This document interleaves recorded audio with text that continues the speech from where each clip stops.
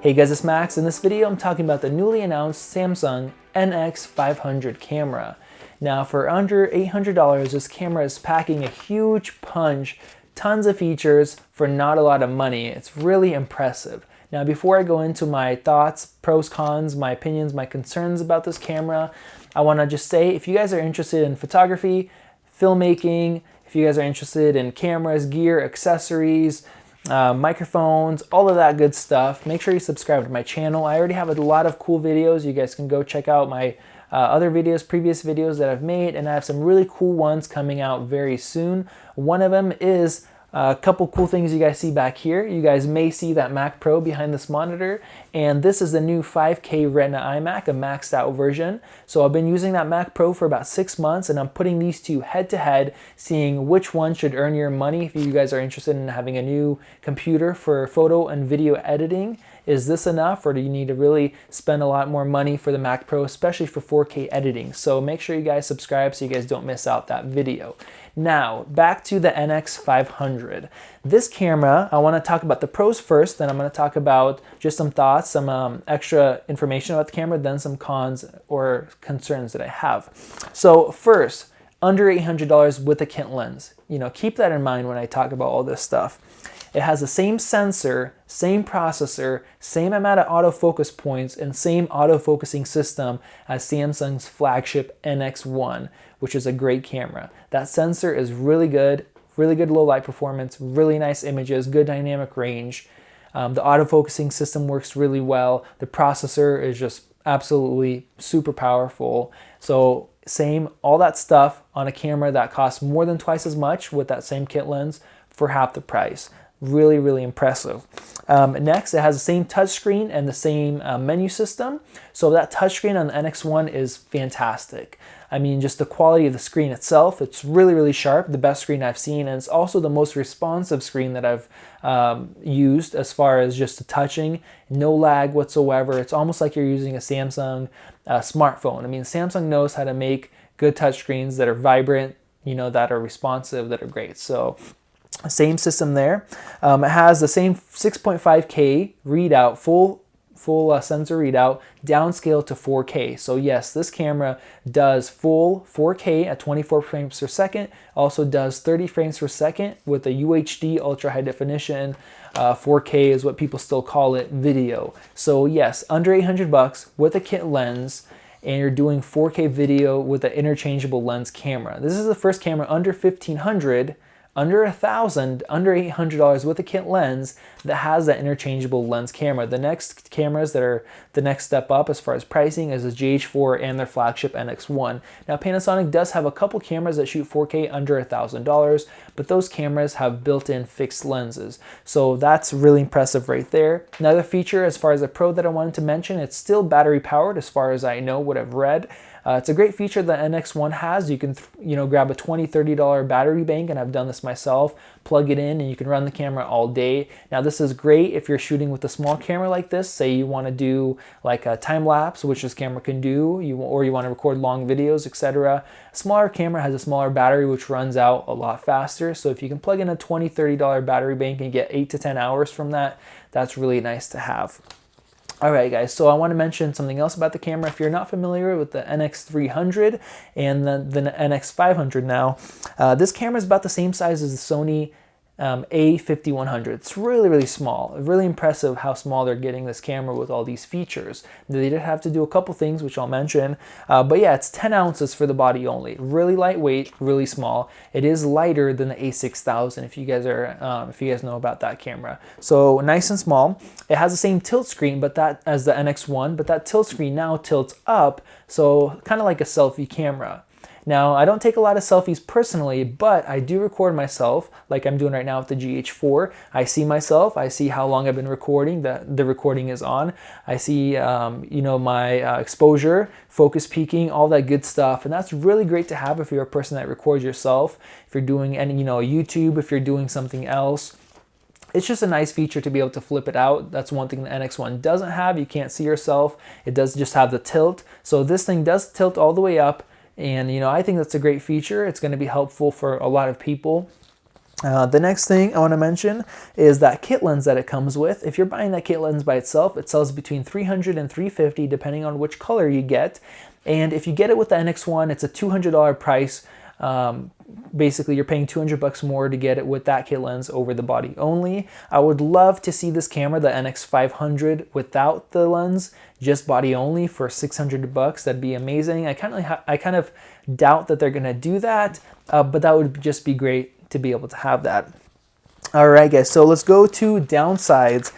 So first downside, no optical viewfinder. That's one of the places they cut to get the camera to be so small, and the price point, of course. There's no optical viewfinder. You're stuck with that screen on the back. You of course you get to see yourself on that screen. It's really nice quality, but you're gonna be using this camera more like a point and shoot. If you're a filmmaker, it's not that big of a deal, or if this is just your backup camera or just for fun, smaller, lighter weight camera, not big deal, but keep that in mind. You don't get the 120 frames per second. That's another thing. You do get 1080p at 60 frames per second, but you don't have that super slow motion. The frame rate is slower. The NX1 does 15 frames per second. This camera does 9. 9 is still not bad. 28 megapixel images at 9 frames per second is definitely not bad.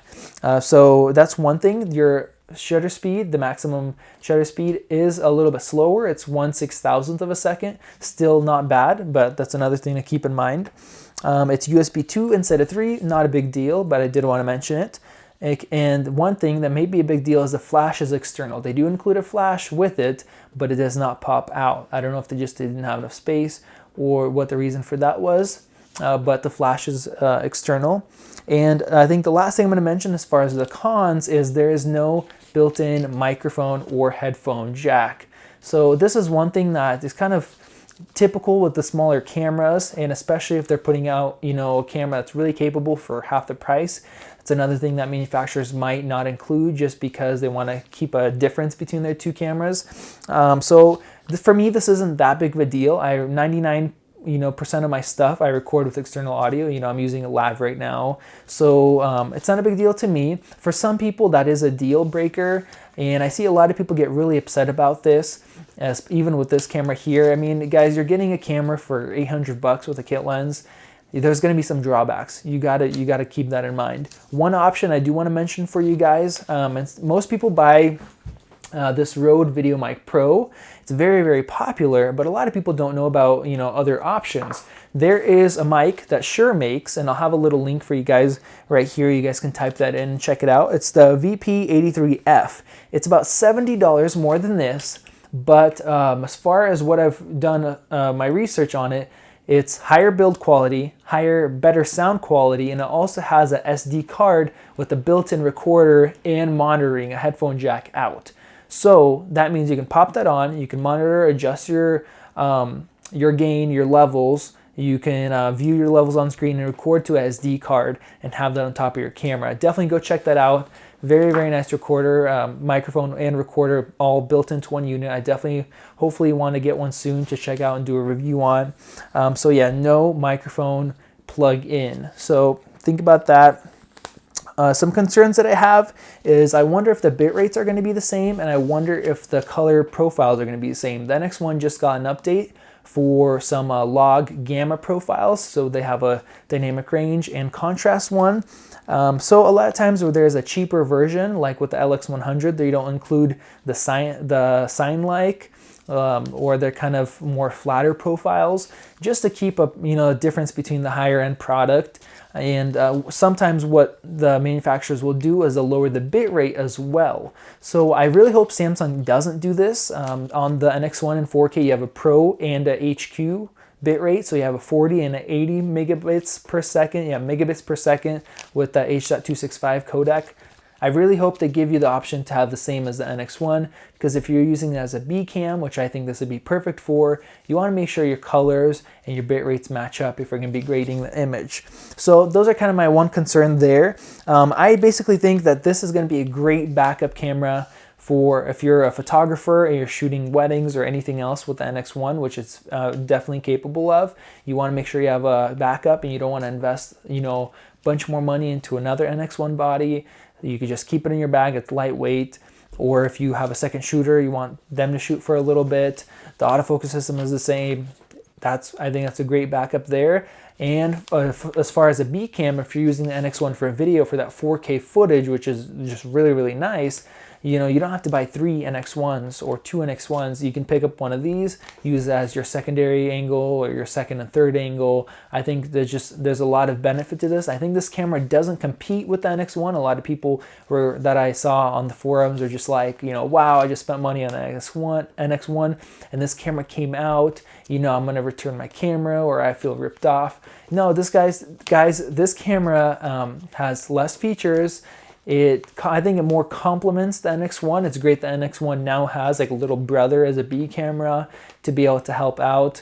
The GH4 has that. A lot of other cameras have that. So I think that's great.